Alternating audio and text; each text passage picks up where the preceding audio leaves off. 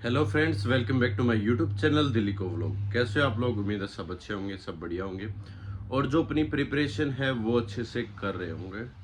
आज हम दिल्ली पुलिस के ऊपर ही बात करेंगे सारी चीज़ों को लेके, और उसके बाद हम अगर टाइम बचा या फिर इस तरीके से आरपीएफ के ऊपर भी हम बात कर लेंगे। ठीक है, फिलहाल जो फोकस है वो दिल्ली पुलिस के रिगार्डिंग ही है, क्योंकि बहुत सारे कमेंट आ रखे हैं बच्चों के कि सर दिल्ली पुलिस के रिगार्डिंग एक एग्जैक्ट इन्फॉर्मेशन हमें प्रोवाइड कीजिए। या हर जगह ये आ रहा है कि सर दिल्ली पुलिस की जो वैकेंसी है क्या वो 2025 के अंदर फिक्स है या फिर फरवरी के अंदर क्या 100% नोटिफिकेशन है वो आ जाएगा। तो उन सारी चीज़ों को लेके बात करेंगे और बात करेंगे कि कैसे हम 80 प्लस अपना जो टारगेट है वो लेकर चलना है। हमें 80 प्लस कैसे हम स्कोर कर सकते हैं। अब ये मत कहना कि सर आपके आए थे 80। हाँ जी, मेरे आए थे, मैं इसलिए बता पा रहा हूँ मेरे 82 मार्क्स थे। ठीक है, इसलिए मैं आप लोगों को गाइड करूंगा कि 80 प्लस है वो कैसे लेके आने हैं। अपना जो टारगेट है वो कम से कम 75 प्लस 80 प्लस आपको लेके चलना चाहिए। ऐसा क्यों?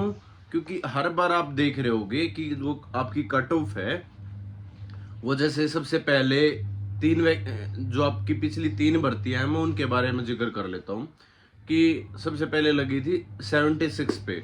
ठीक है, जर्नल की बता रहा हूँ मैं। और उसके बाद लगी थी 73 पे, हमारी वाली 72 पे, सॉरी। ठीक है, और जो पीछे वाली थी वो तो बिल्कुल आपकी 68 पे रह गई थी, 67। तो ऐसा है नहीं कि आपका कट ऑफ है वो हाई जाएगी या हाई जाती है, नहीं। लेकिन हो सकता है, क्योंकि हर बार ना अनएक्सपेक्टेड कुछ ना कुछ होता रहता है कि कई बार मान लो फिजिकल जल्दी करवा लिए, कई बार आपका ये हो सकता है कि जो पेपर है वो आसान पूछ लिया गया। ठीक है, ज्यादा नंबर ऑफ कैंडिडेट हो गए, वैकेंसी कम रहेगी। ठीक है, बहुत सारे फैक्टर हैं वो काम करते हैं जब भी आपकी वैकेंसी आती है। ठीक है, तो उन सारी चीजों पर बात करेंगे कि हमें कम से कम टारगेट 80 प्लस लेके चलेंगे, तब आपके 75 या जो 70 वाली रेंज है उसमें आपका स्कोर बनेगा और आप सिलेक्शन की तरफ बढ़ जाओगे। ठीक है, तो आपको कम से कम इतना ये लेके चलना चाहिए। उन सारी चीज़ों पर, बुक्स के ऊपर बात करेंगे, कौन से आपको चैनल फॉलो करने चाहिए, उन सारी चीज़ों के ऊपर हम बात करेंगे। ठीक है, तो सबसे पहले वैकेंसी का मैं बता दूं कि अभी तक जो फिलहाल हमारे पास इनपुट थी, सोर्सेज थे, क्योंकि रिटर्न में तो कोई हमारे पास इंफॉर्मेशन है नहीं कि किसी ने रिटर्न में हमें लिख कर दे दिया और उस पर स्टैंप मार दियो, उस पर मोहर मार दियो, और हम एग्जैक्ट किसी को नहीं पता चलता कि एग्जैक्ट क्या डेट है ना। एसएससी को पता है, अभी फिलहाल के लिए मैं बता रहा हूँ, और दिल्ली पुलिस को तो पता है ही नहीं, क्योंकि उन्होंने एमओयू जो साइन हो रखा हो दिल्ली पुलिस को हो रखा है, और आगे जो जितनी भी प्रोसेस चलनी है वो एसएससी के हाथ में है कि सिर्फ जो आपकी वैकेंसी का ब्यौरा देना होता है वो देना होता है दिल्ली पुलिस को, और उसके बाद उस पर वैकेंसी निकालती है एसएससी। ठीक है, तो हम जो हमारा पहला टारगेट है वो ये लेकर चलना है कि आपका फरवरी के अंदर नोटिफिकेशन आ जाएगा। 1/1/2025 से आपकी डेट है वो काउंट होगी। ठीक है, उम्मीद यही मान के चलनी है। उसके 1 महीना 2 महीना अगर कुछ लेट हो जाता है, ठीक है, डिले हो जाता है, तो उसमें हमें ज़्यादा प्रॉब्लम होनी नहीं चाहिए। ठीक है, उसमें हमें ज़्यादा प्रॉब्लम नहीं होनी चाहिए। तो हमारा जो टारगेट है वो यही लेकर चलना है कि फरवरी, ठीक है, महीने के अंदर हमारा नोटिफिकेशन आ रहा है, उस हिसाब से हमें अभी से प्रिपरेशन करनी होती है। अगर आप टारगेट अभी से 80 प्लस लेके चल रहे हो, इसका मतलब ये है कि आपको कम से कम 6 महीने 7 महीने अच्छे से प्रिपरेशन करनी पड़ेगी। आप 1 महीना पहले 80 प्लस टारगेट नहीं लेके चल सकते। आपको कंटिन्यूटी दिखानी पड़ेगी, आप कंटिन्यू हो 5-6 महीनों से, तब जाके आपका सिलेक्शन है वो डेफिनेटली 100% होगा। ठीक है, तो सारी चीज़ों पर बात करेंगे कि प्रोसेस के ऊपर, क्योंकि बहुत सारे बिगिनर्स हैं जिन्होंने अभी 12th पास की है।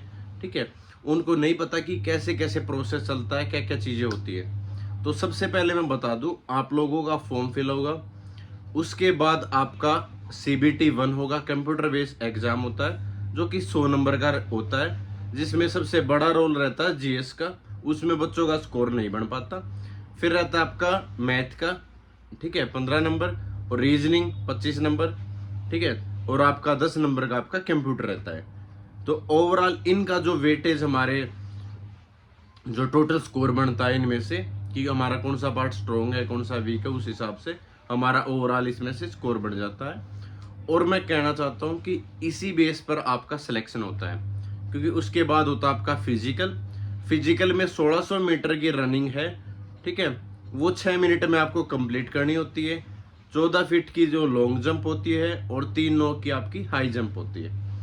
सबसे ज़्यादा बच्चे फिजिकल के अंदर भी रहते हैं। ऐसा क्यों होता है? क्योंकि बच्चे प्रिपेयर नहीं होते, उनको कोई बताने वाला नहीं होता, गाइड करने वाला नहीं होता कि आपको पहले से ही तैयार हो जाना है या पहले से ही आपको प्रैक्टिस करनी है और कितने दिन पहले से आपको प्रैक्टिस करनी है, कैसे प्रैक्टिस करनी है, वो चीज़ें नहीं पता होती। जिनको पता होती है वो क्वालिफाई कर देते हैं, ठीक है। क्योंकि बहुत सारे जो स्टूडेंट होते हैं वो सिर्फ पढ़ाई पर ध्यान देते हैं और पढ़ाई करते समय ना हमारा वेट हो बढ़ जाता है, क्योंकि बैठे रहते हैं वहीं पे, बैठे बैठे खाते पीते रहते हैं। तो हमारा नेचुरल है कि हम इतनी वर्कआउट या एक्सरसाइज नहीं कर पाते, जिसकी वजह से हम वेट है हमारा ज़्यादा हो जाता है। और जब फिजिकल का टाइम आता है तब हम दिन रात मेहनत करते हैं, लेकिन वो कम टाइम के अंदर हम अपना जो वेट है वो कम नहीं कर पाते, ठीक है, क्योंकि टाइम कम बचता है हमारे पास। तो जो हमारा एग्जैक्ट समय आना चाहिए था वो नहीं आ पाता, उसके करीब आ जाते हैं। कि जैसे 1600 मीटर 6 मिनट में करनी होती है तो हमारा 6:10 का 6:05 का ऐसे टाइमिंग आ जाता है, ठीक है। लेकिन वो इतना सफिशिएंट नहीं है। जो हमारा फिजिकल वाला पोर्शन है वो इतना ही इम्पोर्टेंट है जितना हमारा रिटन एग्जाम है। तो उसको इतना ही सीरियस तरीके से हमें करना होगा। मैं ये नहीं कह रहा कि आप अभी से इतनी ज़्यादा मेहनत करने लग जाओ फिजिकल की, क्योंकि उससे ये होगा कि आपको थकान ज़्यादा होगी और थकान की वजह से पढ़ाई नहीं कर पाओगे। लेकिन थोड़ी बहुत तो शुरुआत कर देनी चाहिए आप लोगों को, ठीक है, कि आप वैसे भी फिट रहने के लिए यार सुबह की आप 1 किलोमीटर चले गए, 2 किलोमीटर रनिंग कराए, उतनी भी सफिशिएंट है, उतना भी बहुत है कि आप उस चीज़ में आप ढल जाओ। जब भी आपका फिजिकल एग्ज़ाम होगा तो उस टाइम आपको परेशानी नहीं होगी, ठीक है। तो मैं यही गाइड करूँगा कि आप पढ़ाई के साथ साथ थोड़ा सा वर्कआउट जरूर कर लें, ठीक है। तो आपकी इसके बाद जो फिजिकल एग्जाम है उसके बाद होता है आपका फाइनल मेरिट लिस्ट जारी होती है। उसी टाइम पे आपके डॉक्यूमेंट वेरिफिकेशन हो जाते हैं फिजिकल के टाइम ही, और उसके बाद डायरेक्ट आपकी क्या लगती है, मेरिट लिस्ट। मेरिट लिस्ट लगने के बाद आपका क्या होता है, मेडिकल। इसका मायना ये है कि आपका मेडिकल है वो इम्पोर्टेंट है, लेकिन इतना ज़्यादा इम्पोर्टेंट नहीं है कि आप सिर्फ मेडिकल के बारे में सोचने लग जाओ। क्योंकि पता नहीं बहुत सारे बच्चों के दिमाग में ये है कि सर पता नहीं जो मेडिकल है वो किस लेवल का होता है, कैसा होता है, क्या होता है। कुछ नहीं होता भाई, सिंपल आपका रूटीन चेकअप मान के चलो कि एक रूटीन चेकअप होता है। जिसको कोई मेजर इंजरी है, मेजर प्रॉब्लम है, उसको हटा के एक कलर ब्लाइंडनेस नहीं हो, ठीक है। आपको कलर ब्लाइंडनेस का जो चार्ट दिखाते हैं ना, उसके अंदर नंबर दिखाते, वो आपको पता होने चाहिए, ठीक है, वो इम्पोर्टेंट है। और कोई मेजर इंजरी या कोई ऐसा पार्ट आपके शरीर में ना हो जिसकी वजह से आगे प्रॉब्लम हो या अलग से वो दिखने लग जाए, ठीक है। तो इन सिचुएशन को छोड़ के आपका जो मेडिकल है वो बिल्कुल ही नॉर्मल रहने वाला है, ठीक है। तो मेडिकल की आपको फिक्र नहीं करनी है, फिक्र करनी है आपको रिटन एग्जाम की और आपके फिजिकल की। उसके बाद जो इम्पोर्टेंट पोर्शन है उस पर बात करते हैं कि आपको 80+ टारगेट है वो कैसे अचीव करना है, ठीक है। मैं आपको थोड़ा सा गाइड करूंगा, हर चीज़ को बताऊंगा कि आपको कौन सी बुक परचेज करनी है, कहाँ कहाँ से आपको डाटा है वो कलेक्ट करना है, और उसके बाद आपका जो हर सब्जेक्ट के ऊपर कि कौन सा चैनल फॉलो करना है, मॉक कब लगाने हैं और कहाँ कौन से प्लेटफॉर्म से लगाने हैं, ठीक है। उन सारी चीज़ों पर हम बात करेंगे। उसके बाद आप खुद इतना कॉन्फिडेंट हो जाओगे कि हाँ आप 80+ जो टारगेट है वो अचीव कर सकते हो, ठीक है। और अगर आपने जीएस के अंदर अच्छा स्कोर कर लिया तो ये मैं गारंटी देता हूँ आप बहुत सारे एग्जाम के अंदर अच्छा स्कोर करने लग जाओगे और वहाँ पर भी सिलेक्शन साथ में ले सकते हो, ठीक है। कि आपका जैसे साथ में आरपीएफ का भी एग्जाम आने वाला है, उसमें भी आप अच्छा स्कोर कर पाओगे अभी से अगर दिल्ली पुलिस टारगेट लेकर चलोगे तो, ठीक है। सब्जेक्ट आपके आरपीएफ के अंदर भी सेम रहेंगे और इसके अंदर भी सेम रहेंगे, तो दोनों एग्जाम हो सकते हैं। ऐसी कोई बड़ी बात नहीं है कि क्या आरपीएफ की तैयारी करते टाइम दिल्ली पुलिस का भी तैयारी हो सकती है और दिल्ली पुलिस की तैयारी करते टाइम आरपीएफ की भी हो सकती है। ठीक है, तो सबसे पहले मैं बता दूं, आपके पास क्या होनी चाहिए, लूसेंट है वो होनी चाहिए। ठीक है, लूसेंट इसलिए बोलता हूं क्योंकि आपका निचोड़ है ना, आप ज़्यादातर जितने भी एक्सपर्ट हैं जिन्होंने भी पहले एग्जाम क्रैक कर रखा है, आपके टॉपर से, वो लूसेंट को जरूर बताएंगे कि आपको लूसेंट जरूर फॉलो करनी चाहिए, क्योंकि लगभग आपका सारा सारा जो कंटेंट है वो इसमें मिल जाता है। ठीक है, किसी को डायरेक्ट ऑब्जर्व हो जाता, पता चल जाता है, किसी को एग्जाम देने के बाद जब वो दोबारा इसको पढ़ता है तब पता चलता हाँ लूसेंट से आया हुआ। तो लगभग आपका लूसेंट से ही मिलता है। तो ये भी नहीं है कि सिर्फ लूसेंट है वो सफिशिएंट है किसी भी एग्जाम के लिए, नहीं, लूसेंट के साथ साथ और भी बुक आपको फॉलो करनी चाहिए, लेकिन लूसेंट भी जरूरी है। ठीक है, वो भी आप फॉलो करो, डिटेल में फॉलो नहीं करनी, सारा सारा कंटेंट है वो पढ़ना नहीं होता। ठीक है, आपको जो कंटेंट एग्जाम के अंदर, ये कब पता चलेगा कि सर कौन सा कंटेंट इंपॉर्टेंट है, जब आप और भी बुक पढ़ोगे, साथ में प्रैक्टिस सेट लगाओगे, तब आपको आइडिया हो जाएगा कि इसमें से हमें क्या क्या चीज़ें हैं वो करने लायक है, क्या चीज़ें हमें छोड़ देनी होंगी। ठीक है, क्योंकि बहुत सारा ऐसा है, इकोनॉमिक्स वाला पार्ट है वो सारा सारा कंप्लीट नहीं करना होता, साइंस है वो कहीं और से कर सकते हो आप। ठीक है, हिस्ट्री के भी जो इम्पोर्टेंट्स हैं चीज़ें, मैंने एक वीडियो भी सेपरेट बनाई थी कि आपका पूरी जो आपकी लूसेंट है उसमें क्या क्या इंपॉर्टेंट है, हिस्ट्री वाले पोर्शन में क्या इंपॉर्टेंट है, इकोनॉमिक्स वाले में क्या है, तो वो सारी चीज़ें अलग से मैंने बता रखी है। तो अभी मैं बुक्स और चैनल के बारे में ही बता दूंगा। तो सबसे पहले आप लूसेंट है वो परचेज कर लो। उस टाइम पे ना एक संदीप सर का चैनल हुआ करता, संदीप जी के नाम से अभी फिलहाल। ठीक है, मैं उसकी वीडियो बहुत देखता था, लेकिन वो कई साल पहले की बात है। अभी और बहुत सारे और भी यूट्यूबर होंगे जो अच्छे से पढ़ाते होंगे, वो बहुत अच्छे से पढ़ाते थे और अच्छे से हमें गाइड करते थे। ठीक है, तो उनकी मैं लेटे क्योंकि हमारी ना, जिनका मैथ वीक होता है वो चीज़ मैं बताता हूँ, जिनका मैथ कमज़ोर होता है ना, वो जीके उनकी अच्छी मिलती है, वो जीके को अच्छा पढ़ते हैं या ज़्यादा पढ़ते हैं। वो क्यों पढ़ते हैं, क्योंकि वो आलसी हो जाते हैं और वो लेटे ऐसे कि बुक से पढ़ लिया या लेटे फ़ोन से पढ़ लिया, ये आदत ठीक है नहीं। बाकी आपको मैथ भी अच्छे से कवर करना होगा और मैथ पे भी थोड़ा सा टाइम है वो स्पेंड करना होगा। ठीक है, मेरे टाइप के ऐसे ही थी कि मैं लेटा फ़ोन देख लिया करता कि चलो वीडियो देख लेता हूँ और वीडियो देख लेता हूँ 3-4, या बुक से पढ़ लेता हूँ। ठीक है, तो मेरे को वैसे पढ़ना अच्छा लगता था, इसलिए मेरी जीके ठीक ठाक थी और मेरा जो स्कोर है वो भी 38 था। ठीक है, 38 प्लस ही था शायद। ठीक है, 38 तो बिना नॉर्मलाइजेशन के था, वैसे बढ़ के ज़्यादा हो गया था मेरा। ठीक है, तो आपको जीएस के लिए बता रहा हूँ मैं स्पेशली कि आपके पास ल्यूसेंट हो। ठीक है, उसके बाद आप स्टैटिक जीके के लिए रामबाण है वो ले आओ। ठीक है, स्टैटिक जीके के लिए अलग से ले आओ, इसमें भी है आपकी स्टैटिक जीके, लेकिन वो भी ले आओ। आपको दोनों पढ़ोगे तो आपका रिवीजन भी हो जाएगा और भी कंटेंट हो वो मिल जाएगा। ठीक है, तो आप स्टैटिक जीके के लिए रामबाण बुक है पतली सी, वो ले आओ। उसके बाद क्या करना आपको, किरण की एक प्रीवियस ईयर की बुक आती है, वो अगर मोटे वाली परचेज करनी है, एसएससी वाली वो करनी है, वो भी कर सकते हो। उसमें सारे जितने एग्जाम हो सारे कवर हो जाएंगे। बाकी अगर ये करना चाहते हो कि दिल्ली पुलिस के प्रीवियस ईयर जितने भी हैं वो करना चाहते हो, मतलब आपके सारे कवर हो जाएंगे उसमें। आपके एचसीएम के भी, एडब्ल्यूटीपीओ के भी, ड्राइवर के भी, जितने भी जीके के हैं ना सारे एग्जाम के, वो सारे एक प्रीवियस ईयर किरण की आती है, वहाँ से भी आप लोग कवर कर सकते हो। ठीक है, तो ये चीज़ होगी। उसके साथ साथ एक आप करंट अफेयर है वो लगाने लग जाओ, मंथली है वो लिखने लग जाओ कि आप मान लो अगस्त से स्टार्ट करो या सितंबर से स्टार्ट करो, तो वहाँ से आप उसको नोट डाउन कर सकते हो, पढ़ सकते हो। ठीक है, मैं तो यही कहूँगा कि आप लिख लो उसको। ठीक है, जो भी आपका मंथली है उसको आप लिख लो, मंथली करंट अफेयर को, उसके पास आपके नोट्स हो एक पतली सी नोटबुक के अंदर। ठीक है, वो 6-7 महीनों के, आप जब भी आप दोबारा बुक परचेज करने की उसमें ज़रूरत नहीं पड़ेगी आप लोगों को। ठीक है, इसलिए बोल रहा हूँ कि अगर आप अभी से करंट अफेयर करना चाहते हो तो नोट डाउन करते रहो, उसको लिखते रहो। ठीक है, और जब आपका एग्ज़ाम होगा तब आप सारी चीज़ें रिवाइज कर पाओगे, वीडियो आपको दोबारा से देखने की ज़रूरत नहीं पड़ेगी।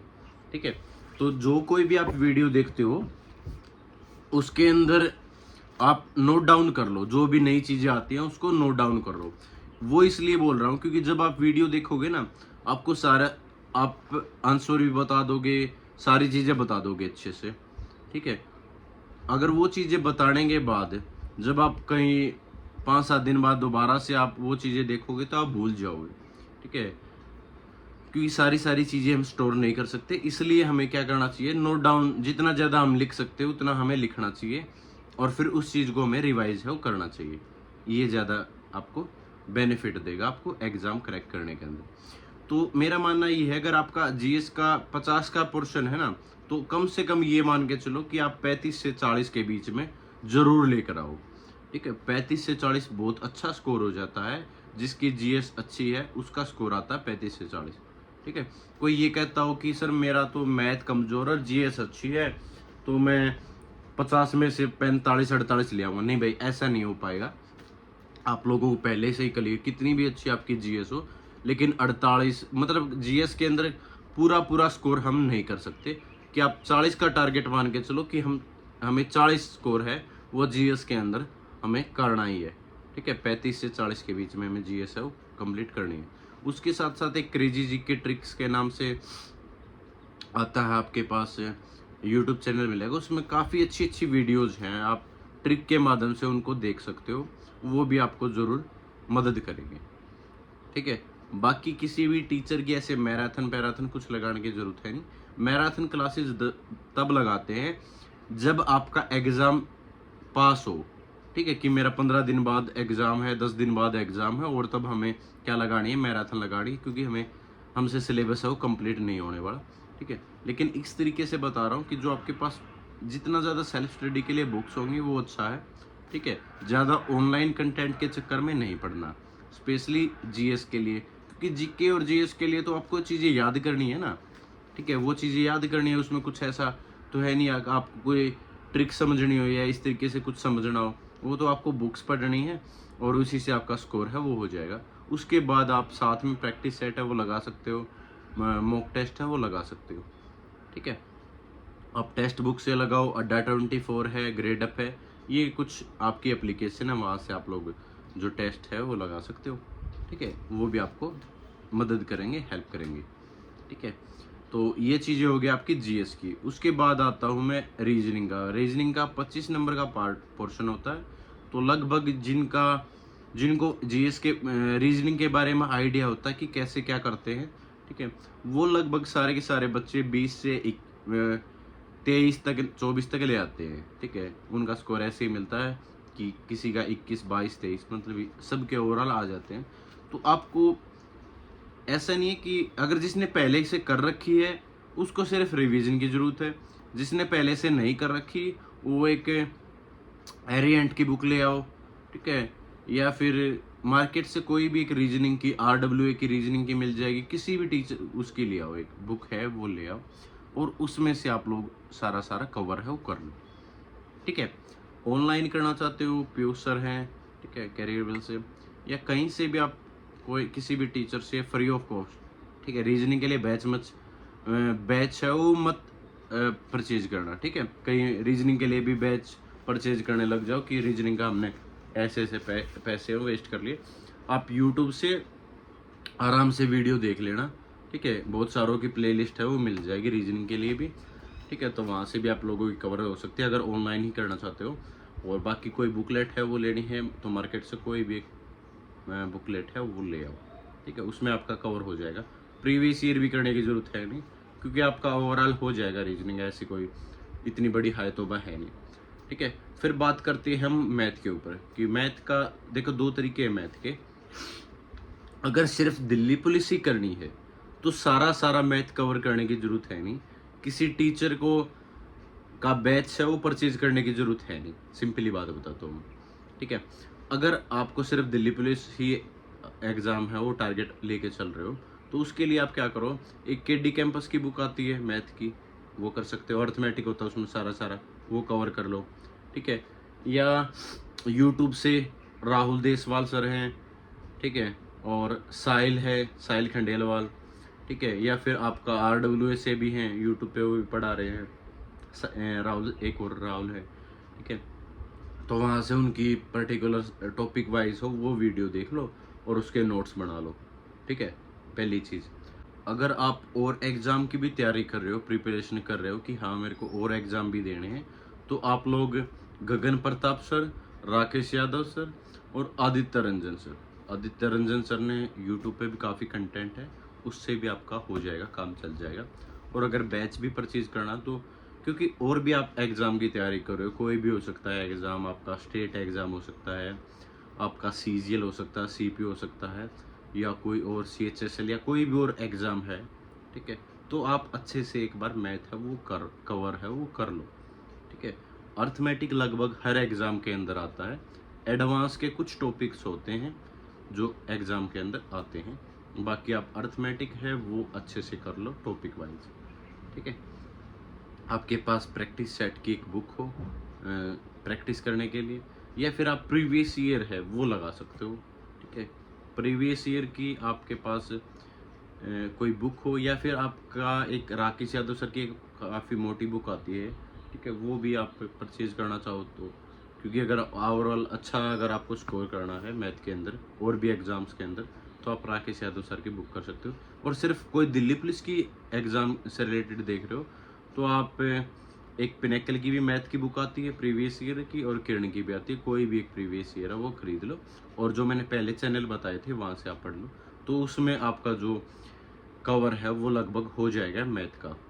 मैथ और रीजनिंग में आपका स्कोर नहीं कटना चाहिए भाई।